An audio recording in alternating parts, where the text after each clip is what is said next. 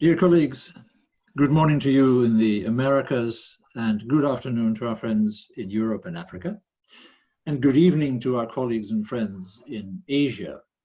Welcome to our participants from 5 continents and numerous time zones at this webinar organized by the International Committee of Memorial Museums for the Remembrance of the Victims of Public Crimes, part of the International Council of Museums. We're very grateful for your response. In our previous webinar, we had about 170 participants, and we listened to our colleagues from Bangladesh, Nigeria, Slovakia, and the Netherlands.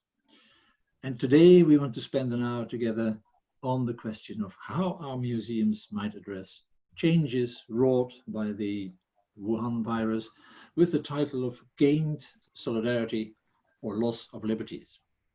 And of course, for the word or, you may use whatever you think is appropriate. I'm Cornelis Spaans with IC Memo, and I'm your moderator. Our apologies for not being able to offer interpretation of this meeting. Everything will have to be said and done in the English language. And like I said, we had 170 participants from a wide range of countries and institutions in our first webinar on April 28th. As there are new participants today, please allow me to briefly introduce you to the background of these webinars. We're all affected by this deadly virus that originates in Wuhan, China, but all to varying degrees. It rather depends on where you are in the world, on your age, and the means or absence thereof to defend yourself against this virus, whether you're dealing with an unpleasant inconvenience that will pass or with a deadly menace that is direct threat to you and your loved ones. In the latter case, one is reminded again, as a few weeks ago it got worse, of the plight of the Yazidi victims of genocide by the Islamic State, who are in a dreadful situation and with few defenses against this virus. As memorial museums who commemorate victims of genocides and similar atrocities, we are sensitive to how social strain may develop into conflict and confrontational societies. A threat like this may bring people together for a while, but it may also help to create an environment in which people feel scared and abandoned, and in which politicians and bureaucracies of different shapes and sizes and all colors instrumentalize this virus threat for their own purpose. In the last few months, we see democracies and not so democracies establish political and economic straitjackets through the restriction of civil liberties and freedom and through information adjustment without so much as a whisper. It's all for a good cause. But we as memorials are aware of how these things start and perhaps end, and not necessarily with a loud bang and boots on the streets, but almost as a matter of course. We still see, and more so, in some countries, an age discrimination emerge against the elderly that in its matter-of-factness quite closely resembles dictatorships of the past that considered certain groups and segments of society as surplus to requirements. We're all affected, professionally and personally, and we want to use this opportunity as Memorial Museum professionals to get together and benefit from each other's thoughts. We've asked Barbara Kirchenblatt-Gimblet of the Museum of the History of Polish Jews in Warsaw to present some thoughts on how they managed the crisis. And we've asked Ursula Münzel, a historian from Germany, who will then briefly respond from Brazil, where she is currently located. We have an hour. We aim to have about 15 minutes for questions and answers. And with so many participants, our webinar system will not be able to handle questions and comments with the use of our microphones.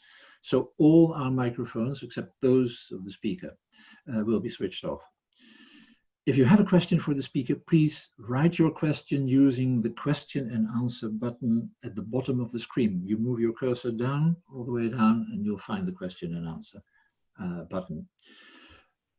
Use it for questions and answers only, please. If you want to communicate with other participants or just say hello to them, please use the chat button at the bottom of the screen. The whole webinar will be available online in streaming in a few days, so please keep an eye on our website and Facebook. Many museums have already had to close as part of national lockdowns. A number of them now offer virtual tours of their collections. Some of them are reopening with strongly restricted access for the public. All are struggling and looking for creative solutions. Our speaker is Barbara Kirschenblatt-Gimblet. She was asked to lead the development of the core exhibition of the Polin Museum of the History of Polish Jews in Warsaw, Poland, and continues today as the Ronald S. Lauder Chief Curator. She's also Professor Emerita of Performance Studies at New York University, and she was awarded the prestigious Dan David Prize for 2020 for making an ongoing, groundbreaking contribution to cultural preservation through research and conservation efforts. Barbara, thank you very much for joining us, and you have the floor. Thank you very much. I thank you very much for the invitation. And this is a critical moment, I would say an existential moment, not only for the world, but obviously for museums. And so I thought a good starting point would be the attempt to create a new definition of museums, ICOM's efforts. And it has been somewhat controversial, but if ever there were a moment to take that definition up, it's now. And if I had to put in a nutshell what that definition, how that definition differs from the one in 2007, I would say that it's activist. And that what it argues is that in addition to all the things that museums have done traditionally, and in addition to the, if you will, the mission stated in the 2007 definition, it basically adds that museums have a role to play in addressing issues that are relevant to contemporary society. And if there were ever a time when there are issues relevant to contemporary society, it is now. And I would argue that the existential threat that the pandemic presents to museums is an opportunity for museums to demonstrate why they really matter and how they can intervene in a time of crisis. And so this is really a moment for testing, where museums are really testing themselves, and in a way testing the attempt to create this new definition, which was not to everyone's liking. But it strikes me that the idea that museums matter not only in relation to the past and its relevance, obviously, in a general way to the future, but also as an agent or an actor in the present moment, and particularly in a moment of crisis. So that would really be my starting point. And what I would argue is that this existential threat is an existential threat basically where no one is safe unless everyone is safe, and where museums in a way will, I think, will have an opportunity to return to their core values, but also to rethink them in relation to the present crisis and also to the future. And so we're in a time of divisive politics, of ethno-nationalism, bilateralism rather than multilateralism, rising xenophobia, science skepticism, deepening inequalities, and I would say particularly troubling is an exploitation of the pandemic for political gain. And under those conditions, which really are conditions within a life and death crisis, that solidarity, which is the theme of our webinar today, is more important than ever. No one is safe unless everyone is safe. And solidarity and working together are absolutely critical in making the world a safe place. And museums are, from my point of view, a safe place for difficult conversations, a safe place for challenging ideas, and a place that can make a critical difference in contemporary society, and particularly in a time of crisis. So as museums actually fight for their own lives, their role in these uncertain times is more important than ever. And so I would argue that in saving themselves and in strengthening the resilience of civil society in the face of the existential threat of the pandemic, museums can really prove their importance and their vitality. And that will be critically important going forward, because they're going to face, and we are already facing, great challenges as museums gradually open up and as they will find their place in this post-pandemic, post-COVID-19 world. And what I'd like to argue is that, from my point of view, the single most important message I'd like to communicate about the role of museums now and also going forward is their role in strengthening the resilience of civil society. I know that when we think about the current situation, we think largely in terms of how can we move governments, how can we mobilize non-governmental organizations. But I would argue that the critical role of museums is their role in relation to civil society. Of course, I mean, we talk about their public, their audience, visitors, but ultimately that role, the role of strengthening the resilience of civil society, is for me the hope of getting through this pandemic and also its aftermath, and also surviving and thriving in the new normal, whatever it will be. And it's very difficult for us to envision it. So basically, in addition to everything that museums have stood for in the past, as captured in that 2000 definition, which is a largely, I would say, a definition that argues for the importance of museums in preserving and heritage, in what they have to, it basically in relation to their collections and in education. In addition to all of those very, very important functions, what I would argue is the call that the new definition is a call for museums to be responsive to issues relevant to contemporary society. And this pandemic is, if you will, in a way, the ultimate test. And so what I'd like to do in the time that we have is to ask, we are being tested. How are we doing? What are we doing? What can we do during the pandemic, in the, if you will, the immediate aftermath, when we're not really sure or clear that we're completely through it, and then in whatever the new normal will actually look like. So starting with what I would argue is the starting point, which is to remember and to mobilize our core values, starting with the strengthening of the resilience of civil society. And what does that mean? It means a commitment to, continuing an ongoing commitment to, of course, diversity, inclusion, social responsibility, solidarity. It means, and how to achieve that? How to achieve it means achieving it through fostering of what I would say is critical thinking. And critical thinking, particularly, I'm thinking here of, particularly in post-communist Europe, where the school systems, depending on the country, may still be rather conservative. And especially in the case of countries that are, if you will, more inclined towards an authoritarian style of government and a very specific and strict historical policy, critical thinking is I would say, one of the most important resources and one of the most important goals of our museums, especially in relation to history. So fostering critical thinking, especially in relation to history, especially in relation to the politicization of memory and their manipulation. So critical thinking is one of the core, from my point of view, one of the core values and one of the core functions of what we do as museums.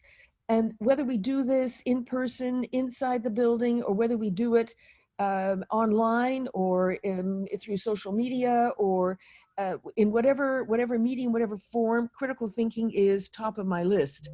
The second is what I would argue is emotional intelligence.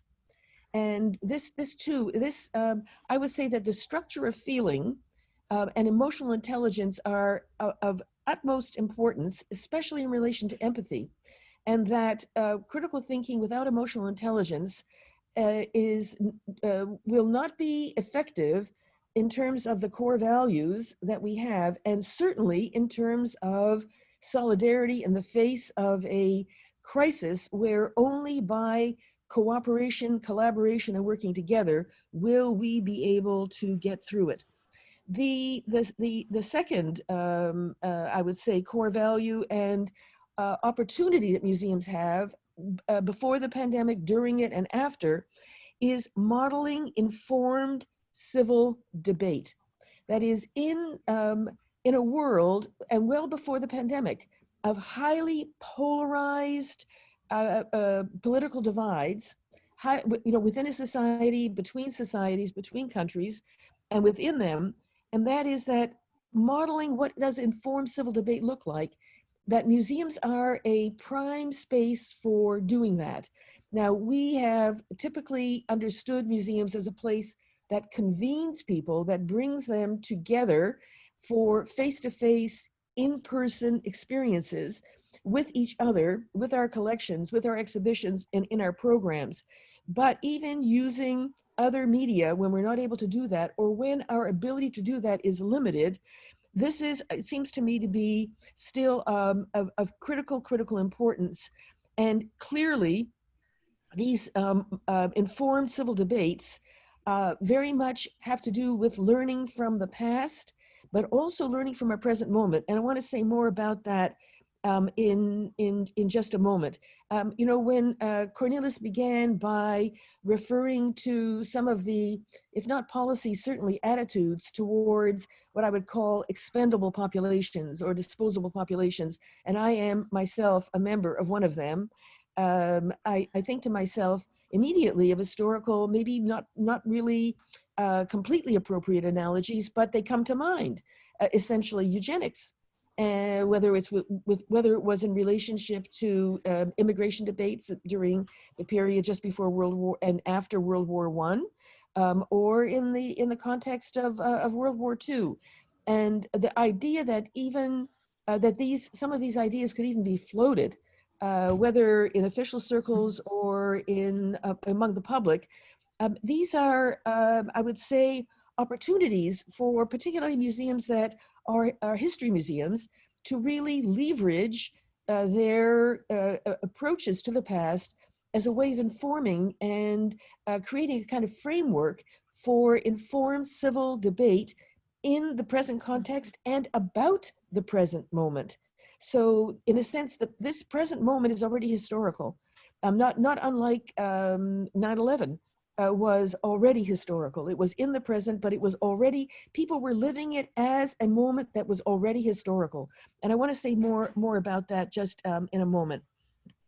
And so let me begin with a comment about what I would call, what are we doing during the pandemic? What are we doing in the, if you will, I would say, leading up to the gradual reopening, which is, let's call it aftermath, but let's call it immediate aftermath, and then in the longer term. So those are the three periods, and I'd like to say a few words about each. So during the pandemic is about, quote, managing the crisis. And museums have been quite creative and used a variety of ways to respond to the crisis. The crisis being, of course, the pandemic itself, which affects its staff. It affects, of course, its visitors. But basically, the most profound effect was in closing its doors. And for museums that are very object-based, closing its doors really presented an enormous challenge. I would say that one of the first challenges was to essentially I don't know to the extent to which museums were rethinking in these terms, but very often I would hear about museums saying things like, oh, what defines us is a direct in-person encounter with, quote, the original objects, original sites, and the like. And so in that regard, I would say, for example, at Polin Museum, at the History of Polish Jews, ours is a multimedia narrative exhibition.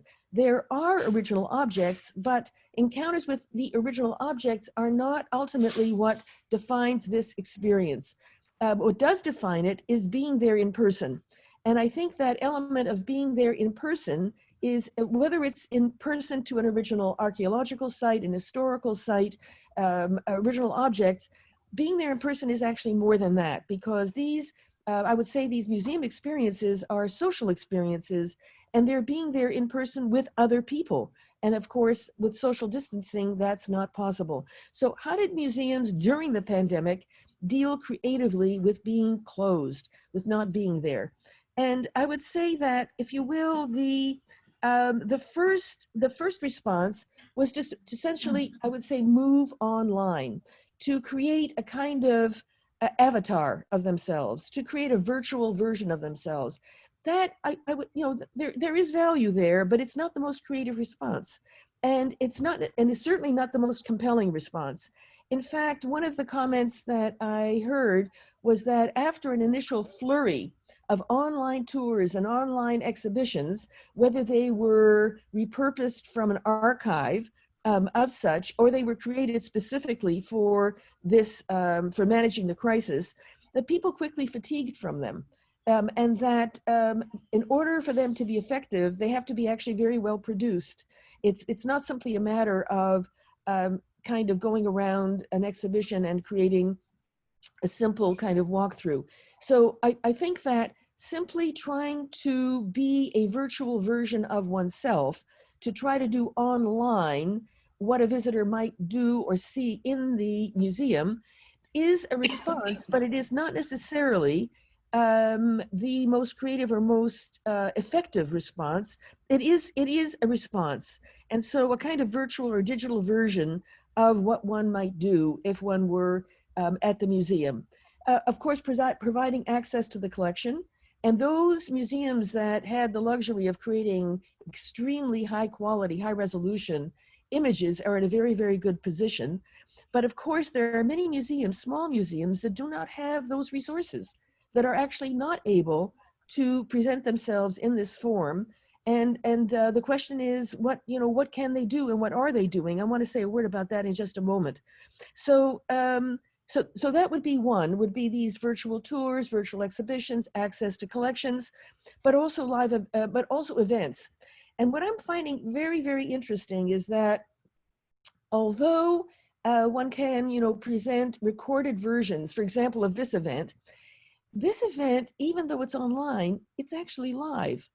And people who could have chosen, and who have chosen, to tomorrow or next week or a month from now go to the archive recorded version, they're actually here now. And so there is an element that even in a digital context, there is an element of the live event. And of course, even more so when there's participation from those that are present to this event.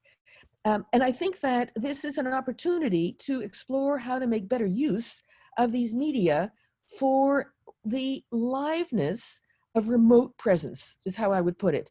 That we're experimenting with it, we're learning how to use these media, we're doing it, and I think that they're not simply a replacement for what we would do live in the museum. They actually are a new kind of opportunity, and I do think that that this is actually quite interesting.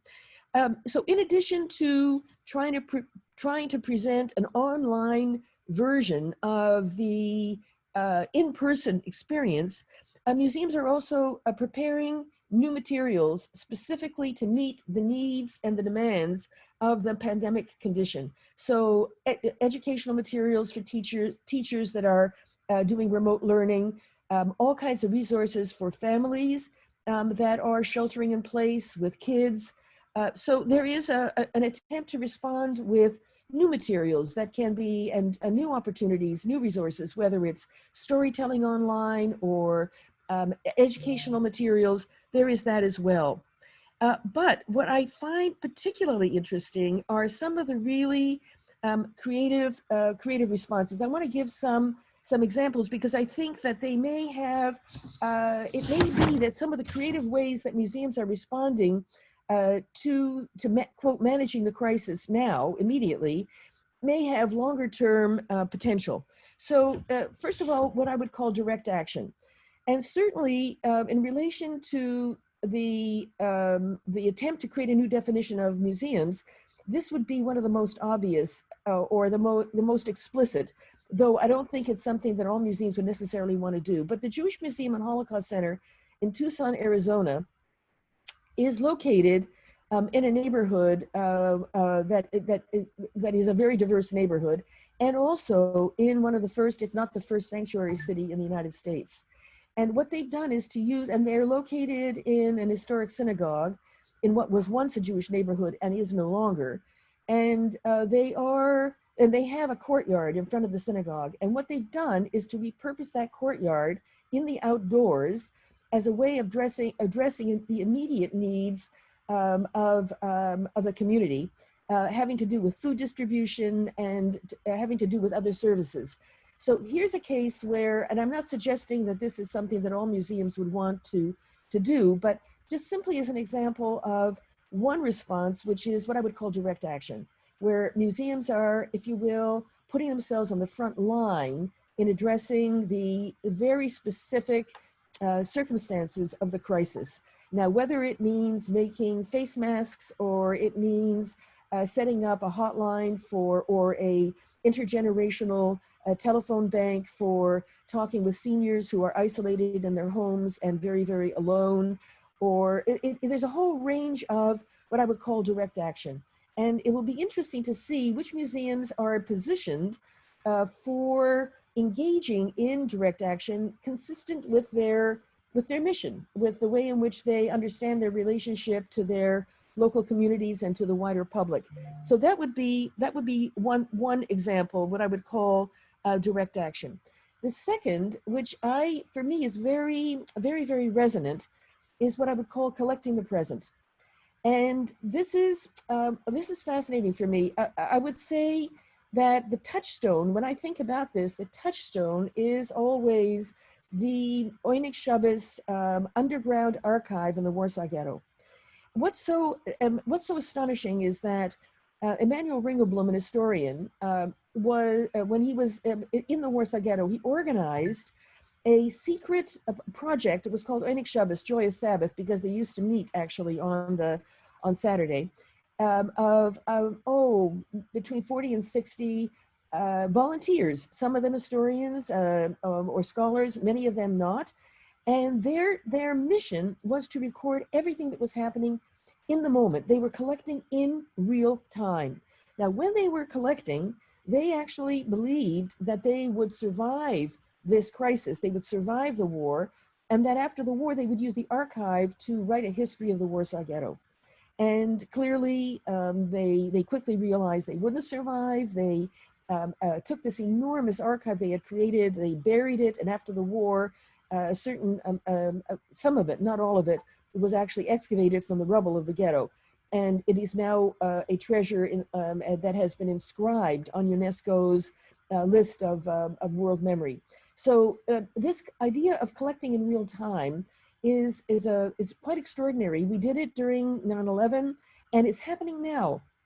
So the Rothschild Foundation in England has been supporting the National Library of Israel to collect in real time everything and anything related to the pandemic. And so are other museums and other projects. And what's extraordinary, I think, is for those who are, what does this mean for those who are collecting? And what does this mean for creating a kind of historical awareness in a present moment? The idea that one is thinking prospectively about what the past will look like in the future. So there is a kind of simultaneous perspective on a retrospective where the present is already imagined as past, and where this collecting is in anticipation and in preparation for thinking about both the history and the memory of the event. And I think that response is a very, very important and very interesting one. And I'm aware of several museums that are actually engaged. There's the Jewish Museum in Sydney that's engaged in this. There's the National Library of Israel. And there are several other projects. So I think that that is a response that has value in the moment, and I think it will have enormous value going forward. So that would be a second. The third is, what for me is absolutely fascinating. There are two examples that I know of, there may be other examples, of exhibitions that were planned earlier and that are so relevant now. So for example, the Boerhaave Museum in Leiden, which is a museum of the history of science and a museum of science, it is the winner of the 2019 Museum of the Year Award, an absolutely marvelous, marvelous museum. They had been planning to open in April 2020 an exhibition on epidemics, if you can imagine. They didn't anticipate the pandemic, but they were planning this exhibition. And all of a sudden, this exhibition, which is an exhibition that looks at the history of epidemics, the history of the social and cultural responses to them, the medical history of them, and clearly now the immediate relevance to trying to understand the present pandemic. So that would be an example of, well, I'm not saying that one could imagine a future crisis and prepare an exhibition in anticipation that your exhibition would open precisely when that crisis hit. But nonetheless, that was very fortuitous. But there is another, which I think is extremely interesting as well, and that is that the Ethnographic Museum of Istria was preparing to open an exhibition on fear. What are you afraid of? And that, how more timely could that exhibition be? Now, although neither of those exhibitions were prepared, were conceived as being responsive to and coinciding with the pandemic, they are indicative of exhibitions that are taking up issues that have much wider and I would say that are, if you will, like, let's put it this way. They are relevant in a way that could anticipate a situation, and they just so happen to coincide with the situation itself. And so I think that those are certainly, I think they're very, very interesting examples. Then I would say that there are very creative responses. So one of the comments when I heard from one museum director that people are having virtual tour fatigue, that they're much more interested in, if you will, invitations to be active. One of the most successful is one that was launched by the Getty Museum, and that was an invitation to replicate, essentially in the form of a tableau vivant, famous paintings, and using household objects. So here you have a period where people are sheltering in place, they can't go out, and they select a famous painting, whether it's from the Getty collection or from some other collection, and using household objects, whether it's a vacuum cleaner, rolls of toilet paper, whatever it might be, they create a kind of, they actually, what they do is they revive an old, very, very interesting old form of theater, which is the tableau vivant. And they do so in their own homes. And this has, then they post photographs on social media, which then go viral. And it's a very, I would say, it's humorous, playful, creative engagement with works of art that are very active and very, very creative. So I think that's one of the most successful. And I think that it's it's really created, I would say, a lot of joy and also appreciation for wit and creativity in engaging with original works of art. That would be the Getty, which I think is a really, really interesting, very, very interesting example. Another, I would argue, I would take from Polin Museum. Now, there's some projects that could have been launched before the pandemic, after the pandemic, but became particularly appropriate and particularly effective during it, and that was the launching of a radio station. I don't know how many museums have launched radio stations, but Polin Museum, which has wonderful sound material because we have a very successful a live music program, and we record of course, our performances, our concerts, but also we record, video record and audio record lectures, conferences, debates, symposia, workshops, and the like. We already had an archive of audio material which could simply be put online, but the creating of a radio station is a huge opportunity. And what I love about it is that it is old media, of course, on new media platforms. And I think it's a medium that's being rediscovered. And whether it's in the form of live radio, whether it's in the form of podcasts, whether it's in the form of rebroadcasts. And so that is being launched during the pandemic, but also obviously will have a wonderful life after it. But let me give you another example, and that is we have a research division at Pauline Museum, and in that research, the research, it's called the Global Education Outreach Program. And one of the things that we do is to organize major international conferences at a very high level that address, well, the history of Polish Jews, but also the role of museums and sites of memory in dealing with this history, with all of it, with a 1,000-year history, including its best moments and also its most tragic moments. Well, we had planned a major international conference to happen in October on what's new, what's next, new theories, methodologies, and paradigms in Jewish studies. We don't believe that in October it will be possible for there to be international travel and bringing people from all over the world and convening hundreds of people in an audience. And so we decided not to move this online because we don't believe that that will be effective, but rather to postpone it by a year. But in the intervening time, we thought of a way of really, I would say, addressing our circumstances, not simply postponing the conference, not simply doing an online version of it, but to model the key themes and goals of the conference in the context of the present pandemic.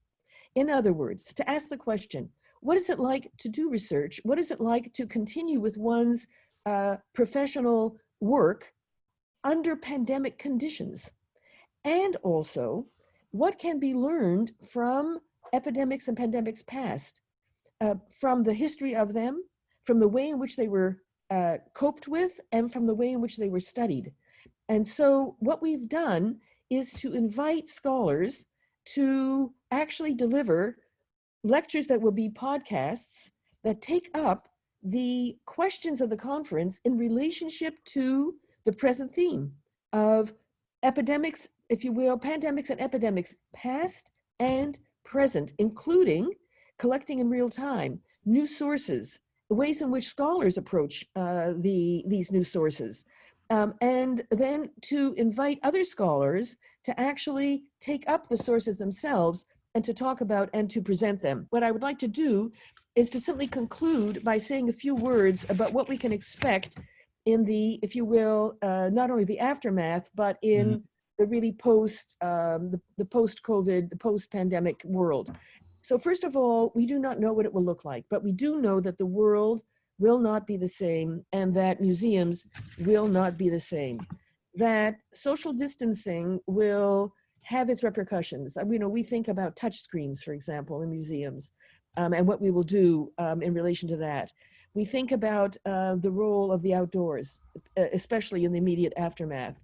We think about the economics with the loss of the income during the pandemic period of earned income from tickets and space rentals, from staff, inability to retain our staff. And I would say that there are two main points that I'd like to make by way of conclusion. The first is that the role of the cooperation and collaboration among museums is more important now than ever and will be more important now than ever. And I would say that that is what we need to really explore. We already share and travel exhibitions and resources, but how we might cooperate and collaborate even more going forward, I think is a huge opportunity for us. and how we can imagine our future, given how we have dealt with and managed the current crisis. I think that is a huge opportunity for us. And with that, I would conclude. Thank you. Thank you very, very much, Barbara. Thank you very much. An answer button. We already have a number of questions. Actually, all participants should be able to see the questions that are asked. You have to move the cursor all the way down to the screen, practically off the screen, and there you'll get questions and answers and chats. Well, thank you very much again, Barbara. And now I'd like to give the floor to Ursula Münzel. She holds a PhD in history from Würzburg University in Germany, and she has worked as a historian at the Leo Baeck Institute in New York City and in the German Foreign Ministry, with topics spanning from German Jewish history to German-Ethiopian diplomatic relations, from the times of the Weimar Republic to present-day Germany. And as the wife of a German diplomat, she's lived in a number of countries. We're very pleased to have you with us, and you have the floor, Ursula. Okay. Thank you very much for inviting an outsider. I'm not a museums person, and I would like to thank also Karen Franklin, who invited me to participate. And I think what triggered my invitation was that I wrote a blog most recently, The Hour of Demagogues. Why are pandemics the hour of demagogues? And as a historian, of course, I always look to the past to find the key for the present answers. And I think since we're dealing in history, we're dealing with people, not with animals. And what I think it's inherent to human nature to look for answers, to have an explanation why things are happening, for having a meaning in life. And this is prevalent in all cultures, and it had been in all times. So this is why the legends emerged, religion, all kinds of myth to explain the world. So why did this happen? Because Zeus cheated on his wife Hera, or this happened because this god, you know, threw something on the earth, and then a thunderstorm happened. So this is, it's inherent in human nature, I think, to look for an explanation. And this is even more so when the times are uncertain. And we also have to remember that in the past, times were much more uncertain. We forgot how fragile our human condition is, and this pandemic just reminds us of this. And in all cultures, you have this longing for a savior, for a redeemer in times of distress. And I just came up being a German. I remember as a child, I grew up, we have the Emperor Barbarossa, who is sleeping. He's a figure from the Middle Ages, and he's sleeping deep in the mountain. But in times of distress, in times of trouble, in times of wars, he will awake and he will rise up, and he will save his people or his country. We have the hidden Mahdi in Islam. We have the unseen, the Imam, who will come to be the savior, to rescue someone. So we have this in a certain way, in a positive way, this longing for someone to rescue us in times of uncertainty, of death, of war. And of course, we have this in a positive way. It's in all cultures. You have this, I mean, I refer more to Judaism, Christianity, and Islam, because I'm more familiar with it, but I'm sure it's also in other religions. And then we have kind of the negative side of this longing for the savior. For people who exploit this yearning for having, making a sense of what's happening. So you have the false prophets, you have the false messiahs, you have it in Judaism, you have Shabtai Tzvi, you have Jacob Frank, you have it in Christianity, you have also all kind of false Mahdis who emerged throughout history. So you have the positive side, the positive figure, and you have the people who exploit this human fear. And they come up with their explanations, because people want to understand what is complex, what is invisible, like a pandemic. And so they have come up with their simple answers throughout history. What immediately came to my mind, being a historian and having worked a little bit on this topic, was when we had the pandemic now, what was when for the first time the so-called Black Death arrived in Europe, which was in the middle of the 14th century. And we didn't know about viruses and bacteria at that time. So what was the explanation? The Jews have poisoned the wells because there must be a reason. So we come up with conspiracy theories in order to make it explicable, the things which cannot be explained. So we have, when it's a time of turmoil, for example, at the end of the Tsarist empire in Russia, you come up with the protocols of the elders of science. Or present day, in Hungary, you need someone as an enemy. So you come up with George Soros. And nowadays, I'm very surprised now, all of a sudden, it's Bill Gates who wants to get control of the world. So he is somehow linked to the virus. So this is, I think we have to look at human nature.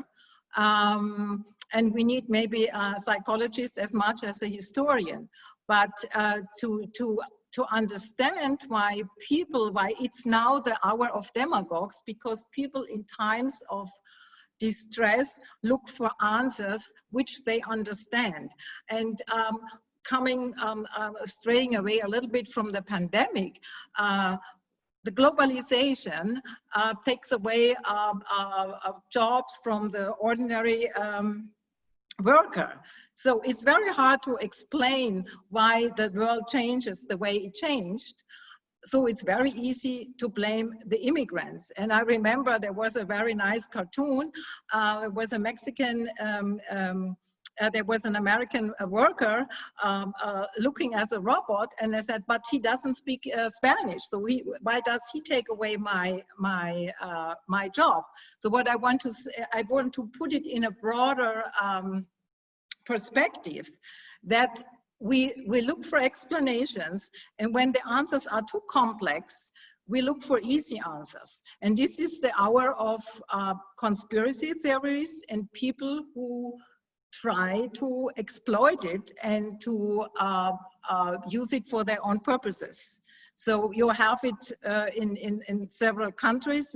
I mean, I'm here in Brazil, that there are voices asking for the return of the military junta, or that you infringe of other rights, or that the borders are going up, not providing solidarity, but actually it's the struggle, everyone looking for him or herself. So I think we have two answers to the pandemic. With the positive answer to understand we are all in the same boat, we have to work together. But being a seasoned historian, I'm not always sure that we learn from the past and see the mistakes which were made in the past, but we just repeat themselves. And I think coming as a historian or as a leader of a museum, that's the task to, again, make it visible what happened in the past, why people reacted this way, in order to prevent that we repeat the same mistakes, or we follow the same patterns. Like what you said, Barbara, critical thinking, being enlightened, and summing this up, maybe also reading Spinoza, which is also interesting. You know, in times of pandemic, it has also the positive side that Decamerone was written because people withdrew. Montesquieu wrote his texts in times of the Black Death, and now maybe we look more inward. And this is also what Spinoza said: in times of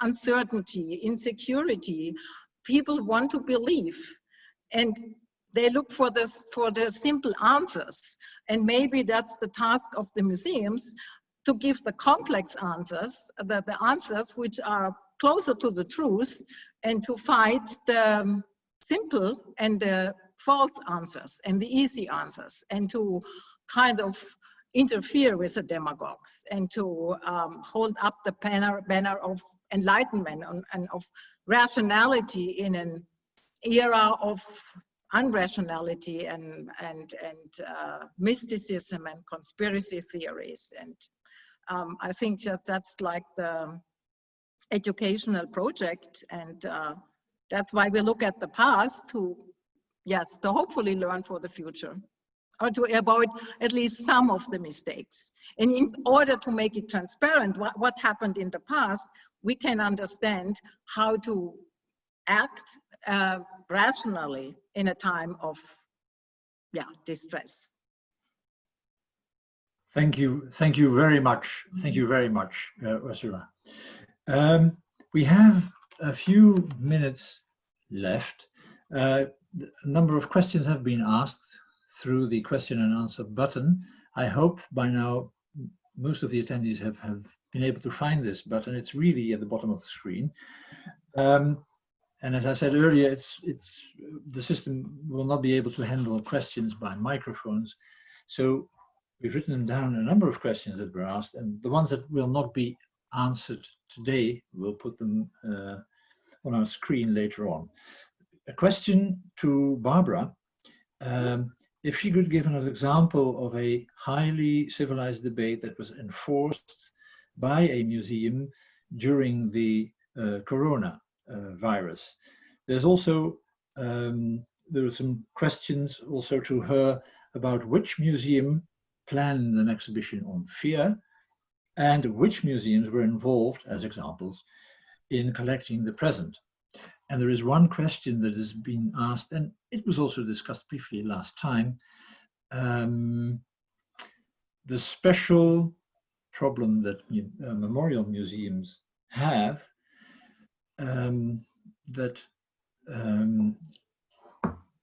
to connect the public, the audience, the community to the actual sites in these times, the sites that are closed. So there are a number of different questions, and if Barbara, if you could try your hand at them. Sure.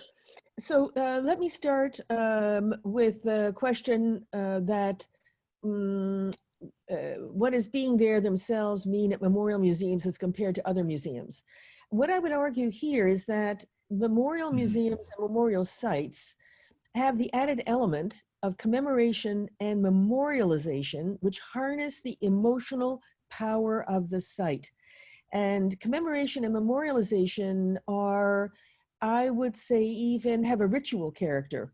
They're quite different. That is to say, those sites, that aspect, it's not the only aspect of those sites, because those sites obviously are also very, very important in communicating history, and they have many functions. But that element of the role of memory, commemoration, and memorialization, which a role that is fulfilled at the site itself, has the uniqueness of that relationship is the harnessing of the emotional power of the site.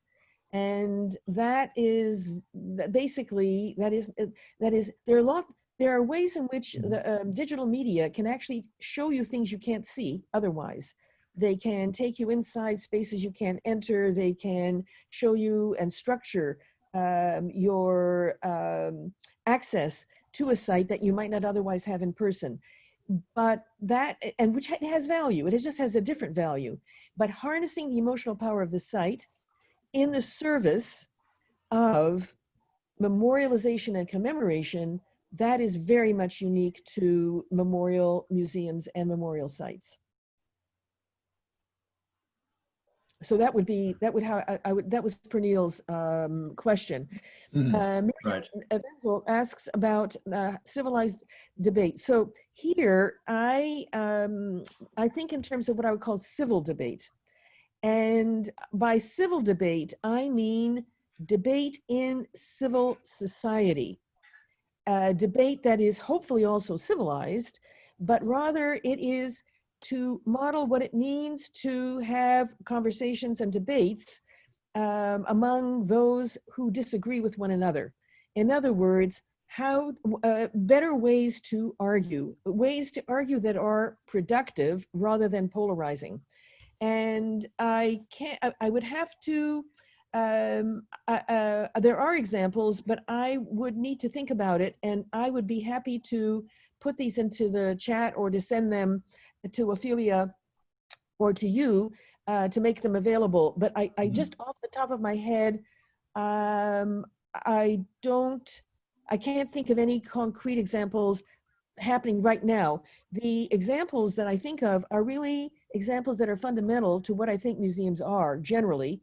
And the most recent and most vivid example would be the exhibition and the public programs around our commemoration of the 50th anniversary of the anti-Zionist, anti-Semitic campaign in March 1968 in communist Poland.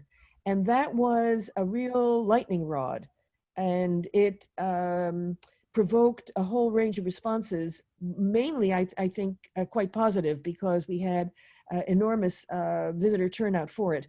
But that would be a case of a very painful, a very, very difficult topic, where the role of the museum in modeling civil debate was critical. That is to say, whether it's around issues of xenophobia, homophobia, Holocaust, genocide, whatever, and particularly where there is a certain kind of moral reckoning that is required in the context of those exhibitions.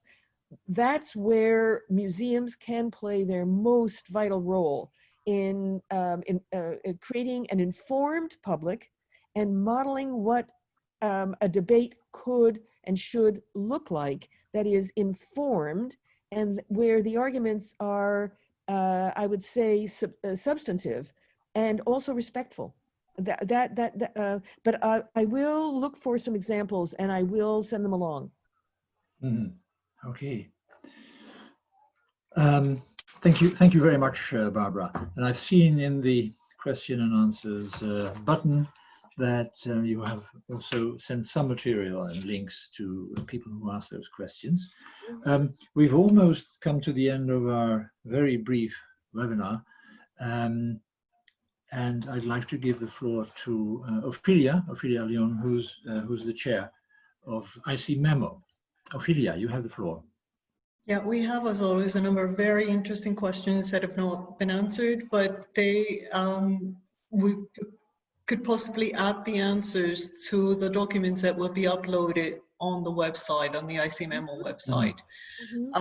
Please know that some of the questions that have been asked about things that have been cited, those also, please find them in the documents that will be uploaded, as well as the full recorded version of this webinar. I'd simply at this point like to thank, I promised that this would be an inspiring webinar, I think, for more than just memorial museums, and it has been.